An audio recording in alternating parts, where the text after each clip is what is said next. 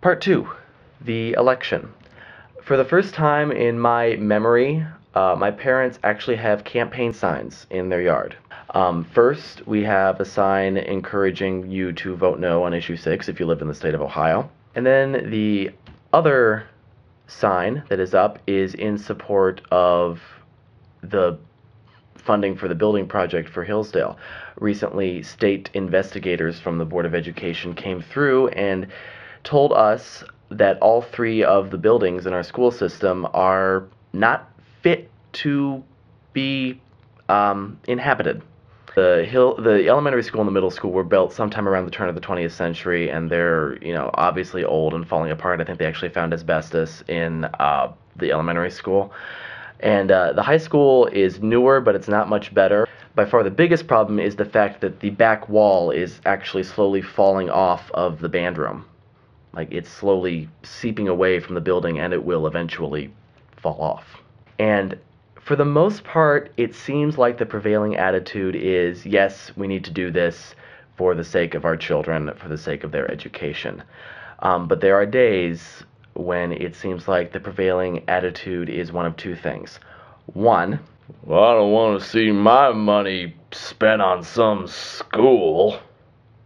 Or 2, that elementary school was good enough for me in my day, and by golly, it's good enough for my great-great-grandchildren.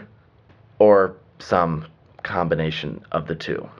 And on those days, it makes me want to scream. But hopefully it passes. If it doesn't, we will need to build new buildings eventually, because these buildings are going to fall down eventually. If we do it now, it will be much cheaper than if we have to do it later, and hopefully the community will realize that. And that's local politics. Of course, in national politics, I've been studying electoral maps alarmingly frequently, and keeping an eye on states such as Colorado and Iowa and New Mexico, Missouri, North Carolina, Virginia, and of course Ohio and Florida.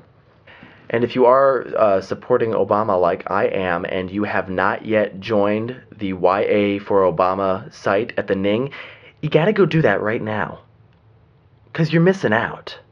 And if you happen to be supporting McCain, you can still join YA for Obama, but I very much doubt that you'll like a lot of what you see.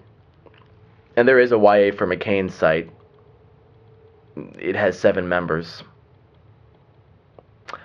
Part 3. What am I doing now? As it happens, I have a schedule now, which is nice, because I thrive on routine. On Tuesdays and Thursday mornings, I tutor Megan Parker, who is a 4th grader with muscular dystrophy, who is wheelchair-bound, and who can't attend normal school hours because she goes to the elementary school, which is falling apart, and all of her classrooms would be on the top floor. So I am meeting with her for a couple of hours on Tuesdays and Thursdays to get her up to speed. I'm also tutoring a girl in math, a 3rd grader in math, on Wednesday evenings, and I'm going to be tutoring a 5th grade boy from my church in math on Thursday evenings, and hopefully I'll be taking on some music students pretty soon, and I'll be able to get that going. I've also been helping out with the marching band, and last Friday I actually got to direct a piece during a show. I got to direct Time Warp during a show, and that was fun. And finally, part 4, on October 16th, I received in the mail Paper Towns. I got happy, Margot. And I'm fairly happy about it.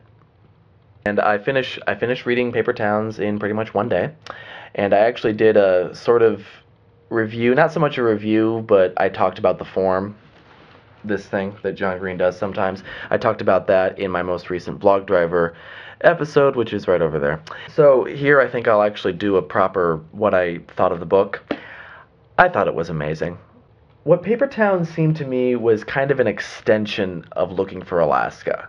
I mean, it wasn't the same characters or the same plot or really anything the same about Looking for Alaska, but what Paper Towns did was it took a concept that was kind of dabbled in looking for Alaska, but it wasn't really the main message or the main theme.